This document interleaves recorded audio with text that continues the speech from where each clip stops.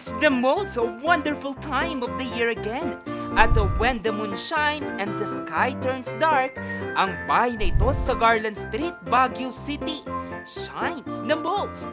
Ang bahay kasi hitik sa mga dekorasyong pangpasko. May iba't ibang pailaw at musika rin. Trip to Paris? Sagot na raw nila yan sa replika ng pamosong Eiffel Tower. Sasalubong din sa'yo mga life-size na nutcracker, Santa Claus, maging Bear Claus. Kaya naman ang mga napapadaan, napapatigil para pagmasdan ng mga dekorasyon. Talagang napakaganda, no? At saka talagang feel na feel mo yung spirit of Christmas. Sana maging malusog ang lahat, payapa. At of course, maging maganda ang buhay ng lahat. Ang grupo naman ng batang ito, tuwang-tuwa sa mga dekorasyon. Merry Christmas! Ma-feel po talaga ang Christmas dahil sa mga pailaw nila. Maramdam na ramdam po ang Pasko at pagkakaisa. Mas humaba po ang buhay ng magulang ko. Bakit? Gusto ko pa po silang makasama ng matagal. Pa! Sikat na ako! Mahal ko kayo! Kung gaano kahitik ang palamuti sa labas ng bahay, ganun din ang palamuti sa loob. May iba't iba kasing koleksyon na may kaugnayan sa Pasko. Ang bahay, pagmamay-ari ng pamilya Arevalo at kinilala na bilang Baguio Christmas House. Ngayong taon, punong abala sa dekorasyon ng ikatlong henerasyon ng pamilya. Ang tradisyong ito nagsimula sa kanilang lolo at lola. Ginagawa namin to every year because it's a tradition na started by our grandparents, no? At bago mawala, lalo na yung mahal naming lola, kabilin-bilinan niya na ituloy ninyo yan every year para makapagbigay ligaya man lang ng kahit konti sa ating mga kababayan.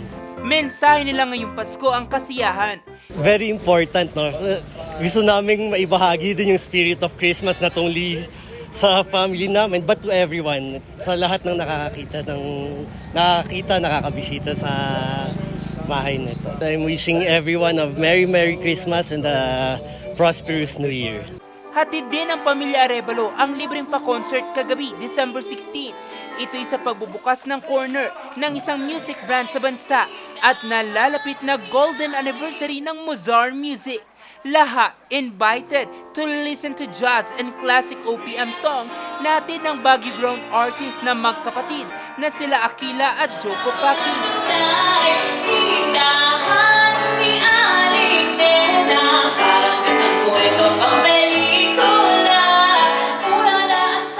As a performer, syempre as a singer, yun din yung parang same natin. We wanna bring the emotions. We wanna make people feel things, maybe nostalgia or love or pagsenti sila. And we can do that through music, through singing. Iba yung pag doon ka sa bayan mo, yung syempre mga kababayan may manonood sa'yo. So, yun, feels nice. Nagpakitang gilas naman sa paggamit ng electric guitar ang Mozart Music talent at 11-year-old na si Val. Todo suporta ang kanyang magulang. I like it because it's really heavy and distorted, and some other genres is clean in different tones, but mine is just other. It does bring us closer to hearts, and actually it's not just only bringing us closer to our hearts, it eventually brings the best in us when it comes to music. Ang musika malapit sa puso ng pamilya, a true testament to the legacy na bringing music closer to your heart. Let's all thank the Lord for all the blessings. And through music, ang music ang nakakapagbigay ng ligaya sa pamilya. At sana sa musika, magbuklod-buklod, magsama-sama, peacefully and happily ang members ng family.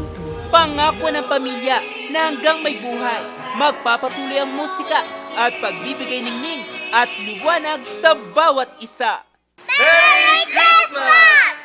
Jose Robert Inventor, RNG News.